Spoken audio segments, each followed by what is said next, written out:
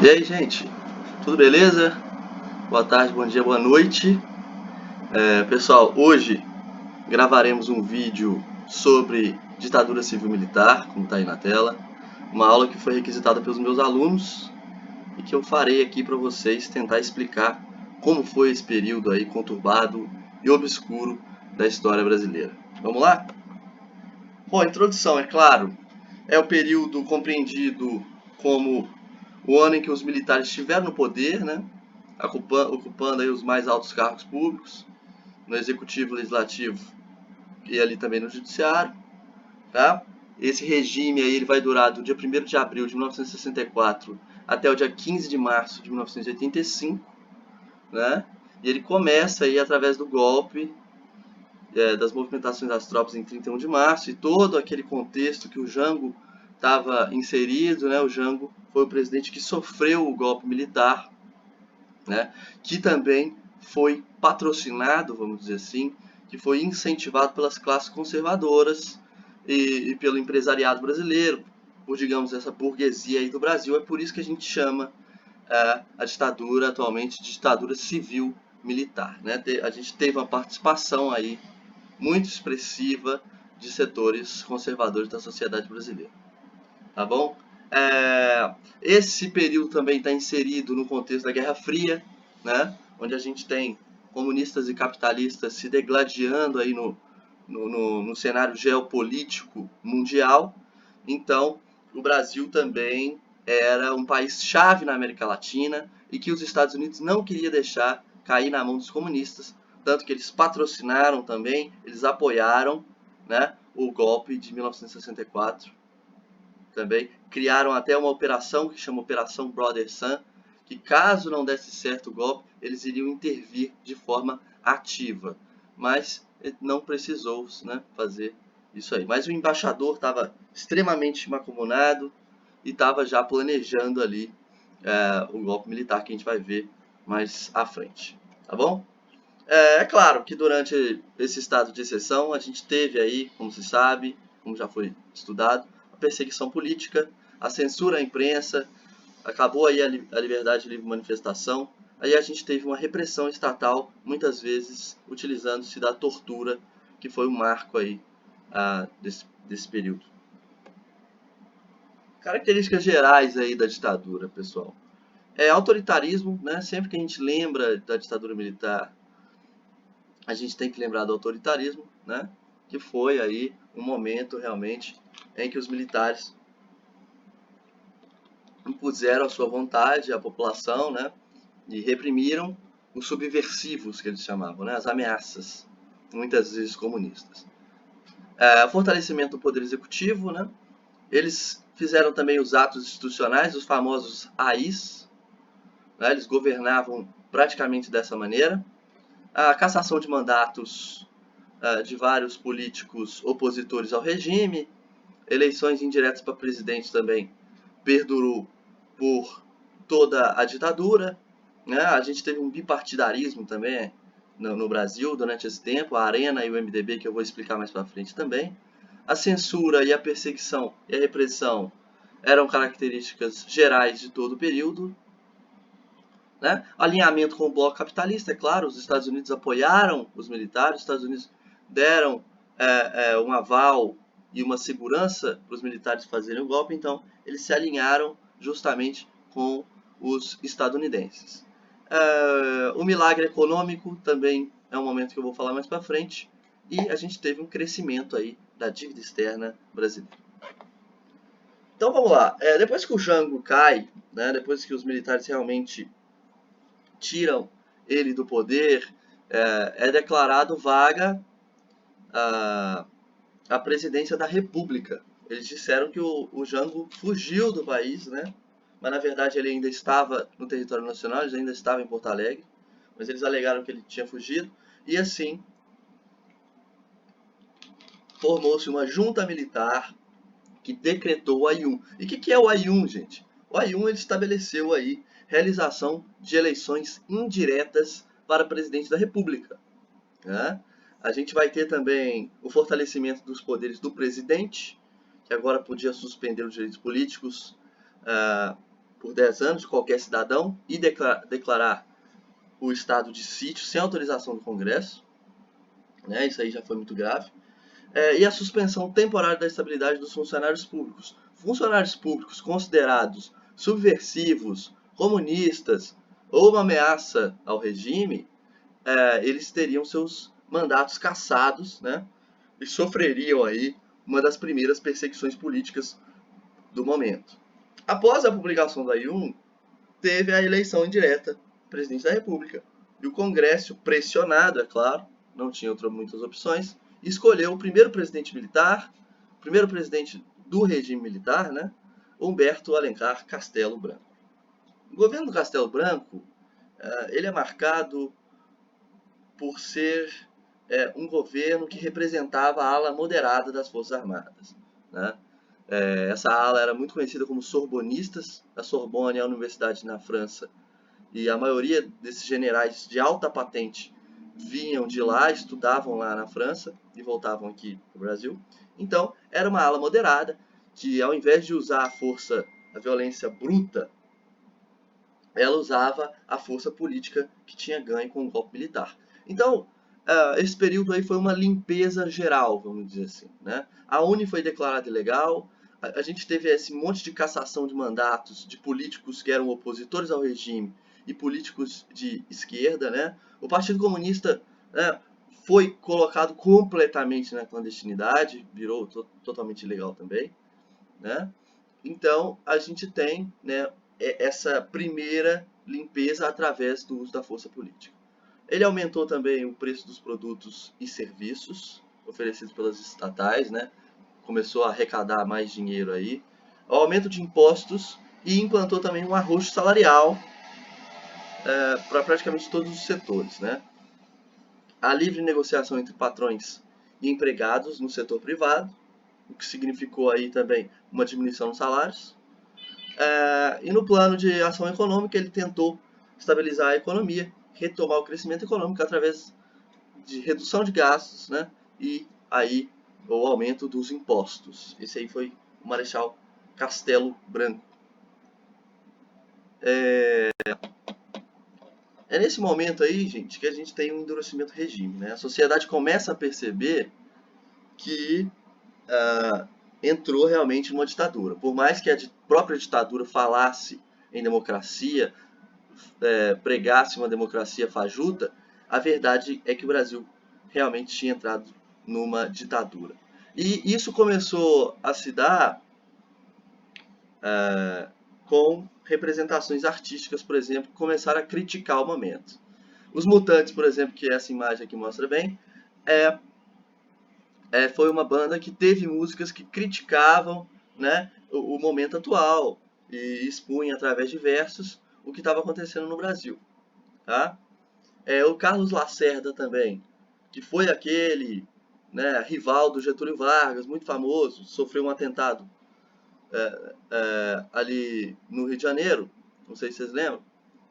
Ele também começou a se opor ao regime. Ele, que era um aliado antes, começou a se opor, pois ele sonhava em ser militar, em ser presidente, e ele sabia que a ditadura nunca ia dar essa chance do Carlos Lacerda, né?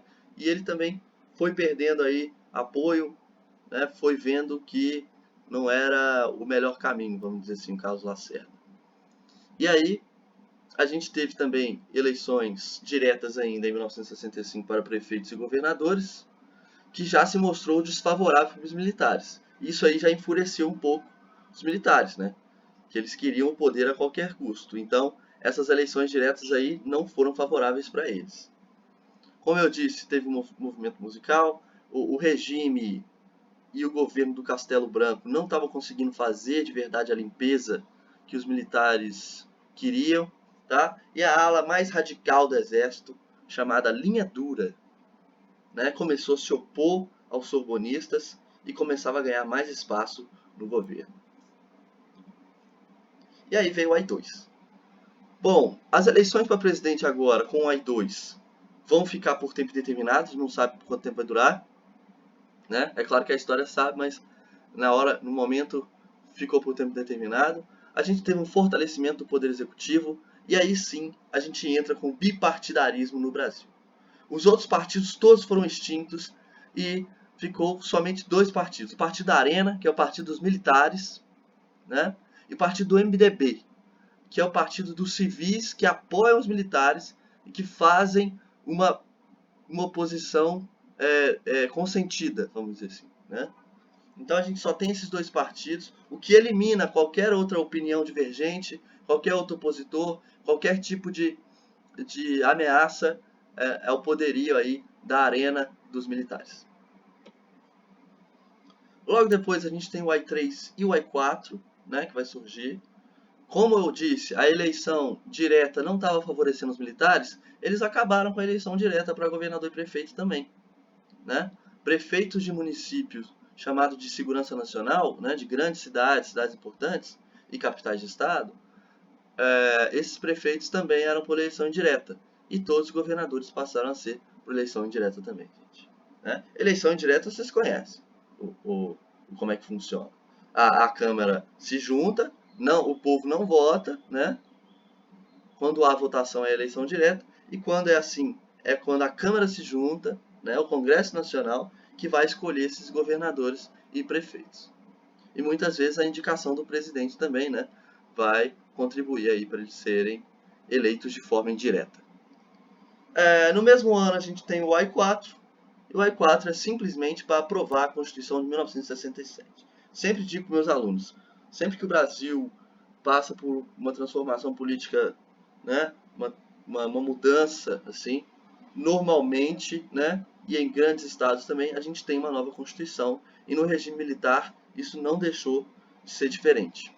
A gente vai ter aí a Constituição de 1967. Essa Constituição, feita aí no meio do regime militar, vai ter características aí, né, próprias de uma ditadura, vamos dizer assim. É uma Constituição mais conservadora, uma Constituição que tende aí um pouco a centralização, embora continue sendo federativa, né? Mas estabelece aí também eleições indiretas para presidente com mandato de 5 anos, exclui o trabalhador do direito à greve, né? E propriamente também ao direito à manifestação, e também prega muito contra a organização sindical em muitos âmbitos. A gente vai estender também o foro militar aos civis nos casos de crime contra a segurança interna, ou seja, agora um crime civil vai passar a ser julgado pelos militares exclusivamente. Né? Abre espaço aí para a decretação posterior de leis de censura e banimento. Coloquei 2 vezes aí o direito à greve, né, que é muito importante. Exclui o trabalhador do direito à greve.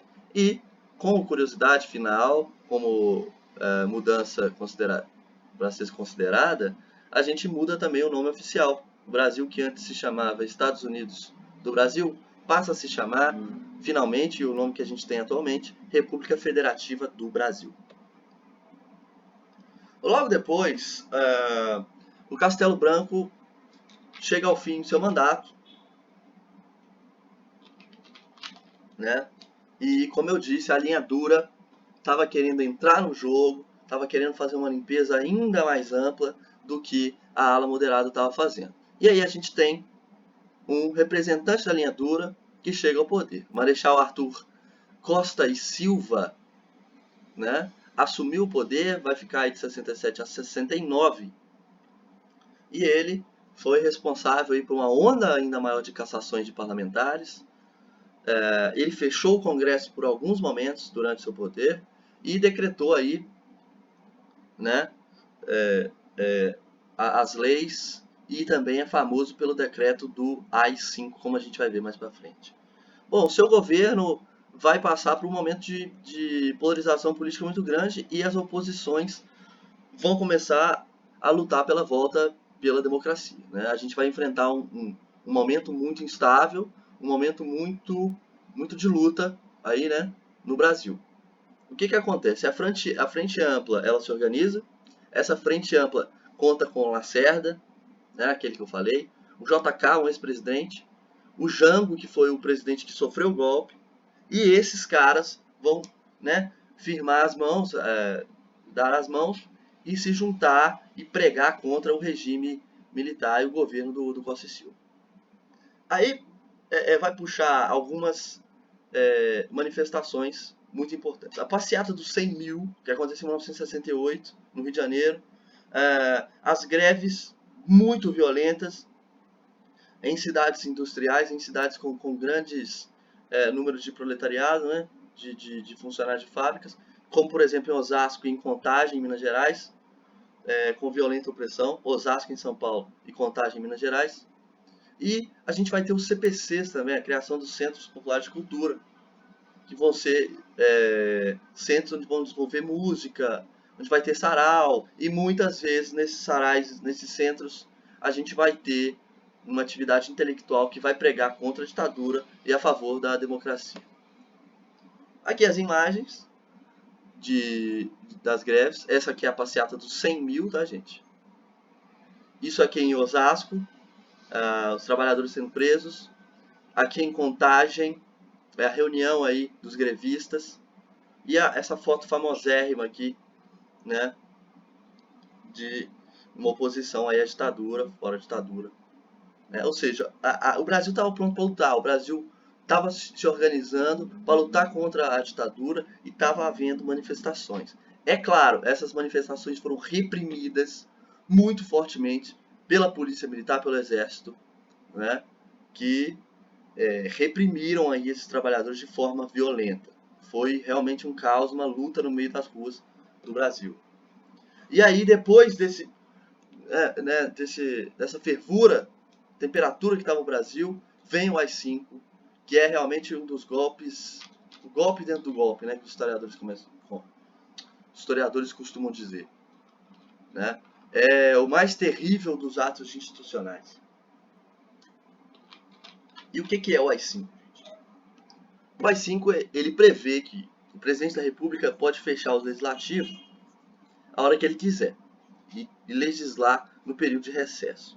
A suspensão dos direitos individuais, incluindo a suspensão do habeas corpus. Presta muita atenção nesse tópico aqui, né? Ou seja, as pessoas não tinham mais direitos garantidos, vamos dizer assim. A suspensão do habeas corpus também, ou seja, a suspensão do direito que você tem de recorrer da sua prisão, também estava suspensa. Então, a partir desse momento, a ditadura poderia entrar na sua casa, se você fosse considerado suspeito, se você fosse considerado um subversivo, um comunista, entrar na sua casa, te prender pelo tempo que ela quiser, né? E, como é estudado na história, a gente sabe que o que acontece algumas vezes durante essas prisões é algo horrível, né? É algo triste, é algo totalmente desumano.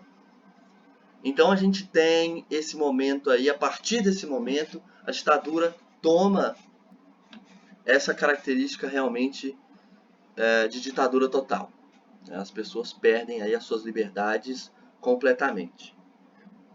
É claro que a possibilidade de reunião, de falar sobre política, tudo isso, né, não era o momento de se fazer ali, era praticamente proibido. A intervenção do governo federal em municípios e estados, que já estava acontecendo, se aprofundou ainda mais.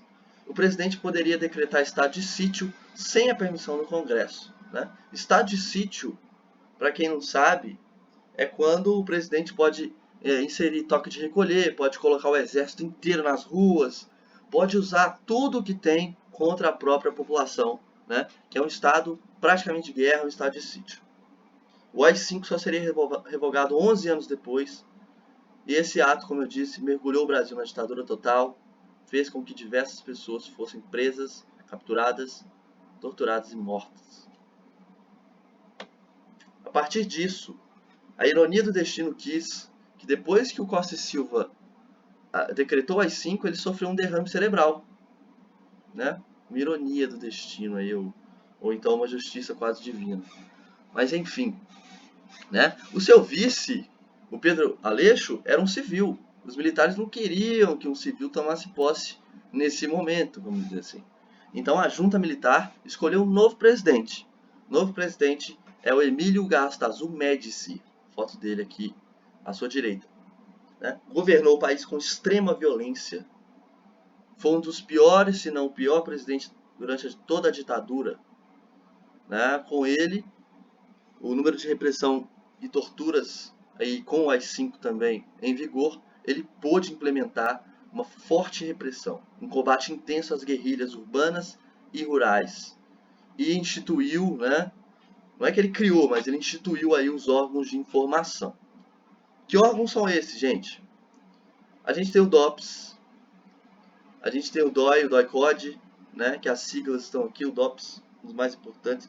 E esse pessoal era o responsável aí por extrair as informações das guerrilhas, né, dos considerados subversivos, como eu disse. Então a gente tem todo um aparato, né, para fazer essa repressão aí, fazer essa perseguição política. E ele foi bem sucedido? Foi muito bem sucedido o governo Médici nessa questão de combater a esquerda, a guerrilha, os terroristas, como eles chamavam, né? A guerrilha, tanto urbana como rural, havia sido praticamente extinta no fim do seu governo. E além disso, né, os grupos guerrilheiros, milhares de pessoas foram acusadas de subversão, torturadas aí por todo o país, como eu já frisei aqui nesse slide. Aí vamos a outros destaques da ditadura que a gente tem que falar também. Bom, aqui está uma foto da ALN, né, que foi um grupo guerrilheiro, né? O Marighella fez parte aí da ALN, né? Era o guerrilheiro mais famoso, escreveu alguns livros como Manual do Guerrilheiro Urbano, era um baiano, se eu não me engano. Então ele lutou fortemente aí contra a ditadura e tinha ideias aí de esquerda e realmente comunista. Ele acabou sendo morto em São Paulo, se eu não me engano também. Aqui é um grupo, essa foto aqui tem uma história muito famosa, que é um grupo de pessoas que foi liberto graças à ação da ALN e do Movimento Revolucionário de Outubro, que capturaram um embaixador norte-americano e pediram em troca, para não matar o embaixador, eles pediram em troca a libertação de 15 prisioneiros políticos. E esses 15 prisioneiros foram soltos, né? Fora que teve que ler uma carta num jornal. Então, é uma história que é uma foto que tem muita história. Para quem fala que a ditadura só prende comunista e vagabundo, a gente tem aqui também, ó, 3 crianças que foram presas aí pelo DOPS, né? Foram presas aí pela ditadura. E a gente sabe que criança não tem culpa de nada, né, gente? Então, realmente não tem desculpa. Esse aqui é Carlos Lamarca, outro guerrilheiro muito famoso também. Aqui o Pau de Arara, onde eles passavam pelas torturas. Eu não vou mostrar muito de tortura porque, né, não vem ao caso. Eu acho que se vocês tiverem interesse em saber como é que é essa parte mais bárbara da ditadura, você pode pesquisar aí na internet, né? Mas é realmente lamentável. Dilma Rousseff também, tem quem goste, quem não goste, mas foi uma personagem muito ativa, né, durante esse período, lutou realmente contra a ditadura, sofreu a tortura, foi presa, né? Foi uma mulher aí que realmente pegou em armas e lutou contra o regime, né? Agora o lado do governo. No lado do governo, né, o lado mais oficial assim do Brasil, a gente tinha durante o governo Médici principalmente, né, os slogans ufanistas, os slogans exaltando o Brasil, né? Esse slogan aqui ficou muito famoso, Brasil ame ou deixe, né? Um apelo nacionalista aí. A gente tem aqui o símbolo do DOPS, que é a polícia que fazia a repressão aí, urbana. Essa aqui é o símbolo de São Paulo. A gente tem as fotos famosas, ficaram muito famosas nos anos de chumbo aí, né? De estudantes sendo agredidos, da repressão policial nas ruas, etc, etc. Roberto Carlos está aqui por quê, gente? Roberto Carlos, né, nunca disse nada contra a ditadura, tudo bem. Tem quem gosta da sua música também, quem não gosta. Mas foi um cara que se privilegiou muito do momento aí, ficou bem famoso. Suas músicas entretinham aí a população, enquanto o Brasil passava por um certo caos. Diferente de outros artistas, ele não se opôs abertamente ao regime e não fez músicas contra o regime militar, né? Diferente de Chico Buarque, Caetano Veloso, entre outros artistas que já foram para um lado mais político, já tomaram uma posição. Roberto Carlos foi um dos que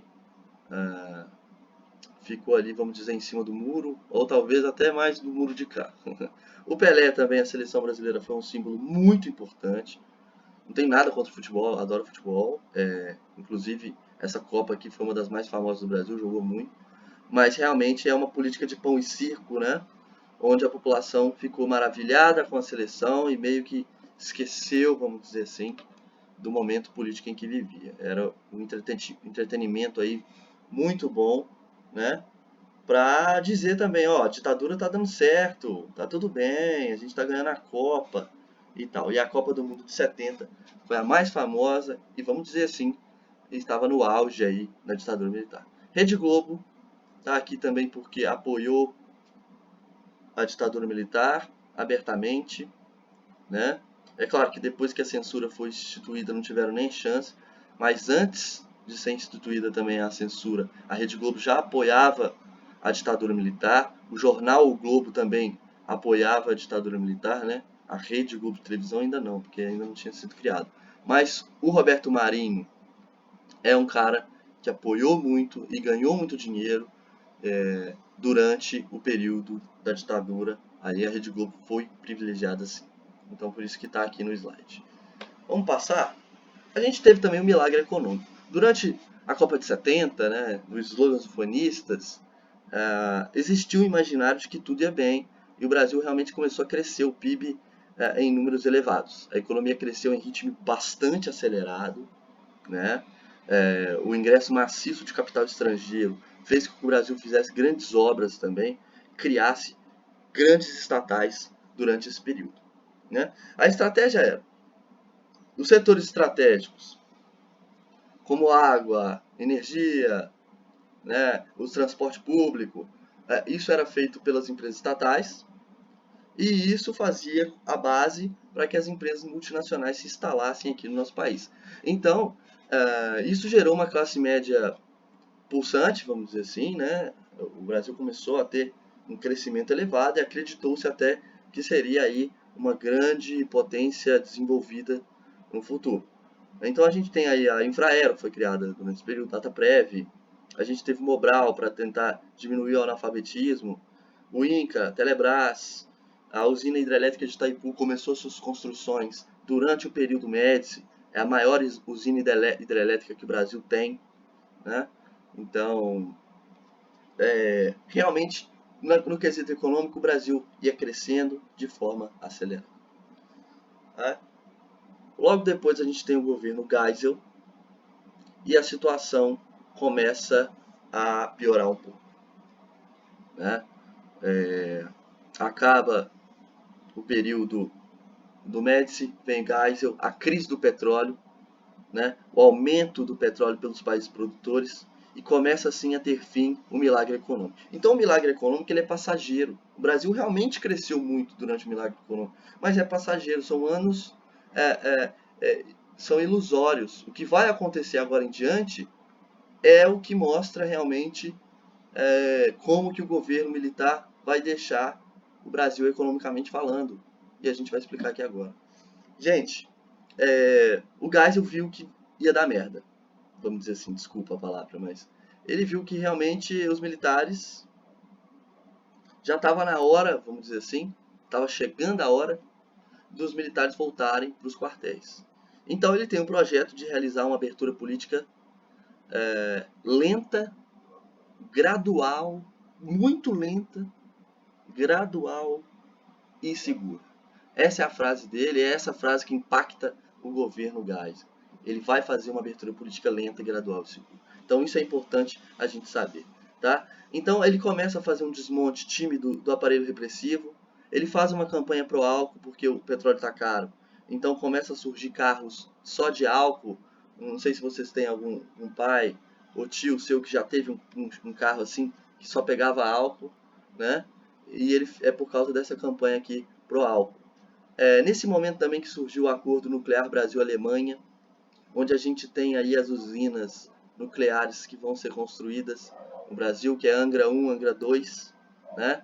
Representa aí 3% da matriz energética do Brasil é a energia nuclear.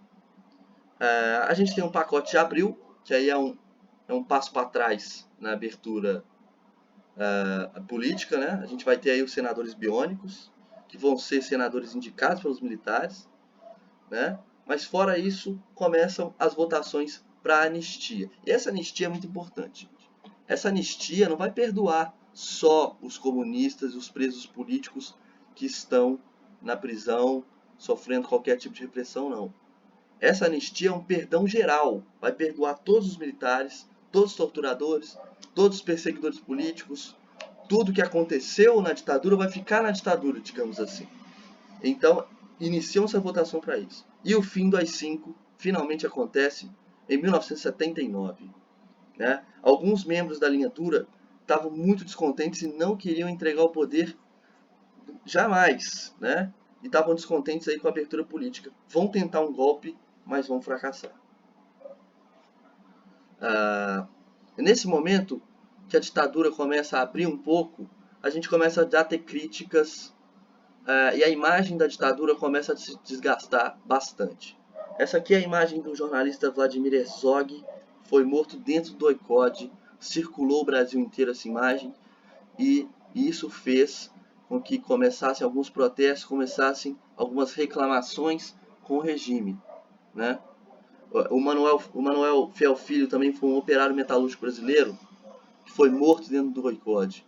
Então isso começa a abalar a sociedade e abalar a imagem do governo. O governo Figueiredo entra, né, com essa promessa de continuar a abertura política. A lei da anistia passa em 1979 e perdoa todos os militares e todos os manifestantes. É aí que o Brasil vai para uma cronologia, digamos assim, de fim da ditadura. As greves no ABC Paulista vão ser muito importantes para já puxar aí a classe trabalhadora contra a ditadura. O líder sindical responsável por essa greve é Luiz Inácio Lula da Silva. Tem quem gosta, quem não gosta também, né? Mas é uma figura importante aí do período do fim ali da ditadura e início da redemocratização e depois, né, presidente do Brasil. Em 1981 a gente vai ter o atentado Rio Centro. Esse atentado é interessantíssimo, gente. É um atentado que vai ser planejado por um sargento e um cabo, se eu não me engano, do exército. A intenção deles era culpar os comunistas por fazerem um atentado, né? O atentado era no feriado, era numa comemoração de trabalhadores, ia matar mais ou menos umas 20 mil pessoas, só que a bomba explode antes e acaba matando o sargento dentro do carro. E todo mundo percebeu que eles armaram esse atentado. Então, isso aqui desgasta ainda mais, né, o momento aí da ditadura, que realmente já estava aí no fim, ainda estava resistindo. A gente vai ter eleições diretas em todos os níveis, ou seja, prefeito, governador, vereador, né, todos os níveis, tirando o presidente da República já em 1982. Já não, né? Finalmente. E a campanha direta já estoura. Essa participação aí da direta já é do PT, PDT, PMDB, mas principalmente aí dos estudantes, gente, que fizeram manifestações incríveis no Brasil inteiro, puxaram. A União Nacional dos Estudantes tem uma participação na história do Brasil, nesse momento aqui, é o seu auge, vamos dizer assim, que realmente foi a UNE ali, junto com esses partidos aí que eu citei também, fizeram essas campanhas aí com um movimento enorme de massa, que a gente vai ver imagens aqui mais pra frente. E a gente tem aí a emenda da Dante Oliveira tentando adiantar as eleições para presidente, mas ela foi derrotada, e aí a votação para presidente seria adiada mais um pouquinho. Aí as fotografias na greve do ABC, né? O Lula ficou preso aí por 31 dias, também essa é a imagem dele no DOPS, a imagem dele discursando aí, uma greve que realmente teve aí uma participação popular muito grande, e aí já estava puxando a galera, vamos dizer assim, contra a ditadura, né, protestando mais para os interesses dos trabalhadores ali do momento no ABC.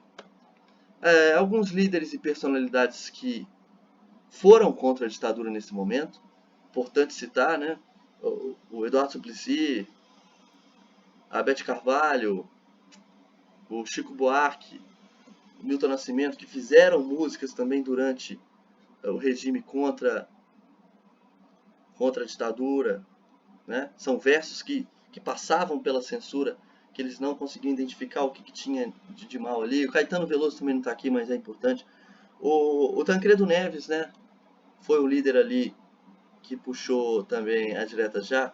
O Fernando Henrique Cardoso puxou também. O Sócrates, líder aí da democracia corintiana, é muito importante. E o Leonel Brizola, um dos caras que mais criticaram durante o tempo inteiro a ditadura militar, um dos políticos mais importantes do Brasil. Leonel Brizola aí também está nesse slide aí, uma forma de homenagem a essas pessoas que estavam ali, né, lutando pelos direitos políticos atualmente, depois entraram na política, aí, né, cantores importantes. Enfim, a gente tem também uma foto aí da direta já, né, sindicatos professores do estado de Minas Gerais aqui presentes, ó, dá para ler, mas a gente tem aí uma porção de gente desfilando, uma foto bacana, e aqui uma foto do atentado, né, o que iria ser o atentado Rio Centro, o sargento aqui morto dentro do carro. E ainda bem que deu errado, né? Eu não queria, né, que isso acontecesse. Mas aí a foto, a prova, essa foto também circulou em vários lugares e ficou na cara aí que eles queriam realmente que a ditadura estava por trás do atentado, que esses dois sargentos planejaram mal e ele acabou dando errado. E o fim da ditadura, pessoal. Em 1985, ainda com eleições indiretas, o povo não foi às urnas. Mas, ainda que com eleições indiretas, os militares foram derrotados nas urnas. Tancredo Neves e Sarney, os civis do MDB, ganharam a eleição, dando fim aí à ditadura militar. O Tancredo Neves, antes de assumir, ele morre. Então ele nunca chega a tomar posse. O Sarney é quem assume, né, dando fim à ditadura. Coisas importantes do Sarney que a gente pode falar em outra aula, né, a Constituição de 1988 a gente tem que falar em outra aula, né. O Sarney ele foi responsável aí por essa transição finalmente para acontecer uma eleição direta para presidente. Em 1989, o Brasil realiza finalmente eleições diretas para presidente da República. A nova República, gente, agora é o momento de falar, ela teve que lidar com um aprofundamento muito grande da desigualdade social no Brasil, né? A ditadura militar teve um crescimento no seu auge, teve sim, mas deixa aí o Brasil com uma hiperinflação que era gigantesca, né? Isso aí você pode perguntar também para pessoas que viveram esse momento, o preço do pão mudando todo dia e um monte de mudanças de moedas. Então o governo civil teve que lidar com essa hiperinflação, que veio também muito dos empréstimos feitos com os Estados Unidos, com esse ingresso de capital. Então deixou a economia muito abalada. O aumento da dívida externa é algo também impressionante, como os militares deixaram, né? Esse aumento da desigualdade social foi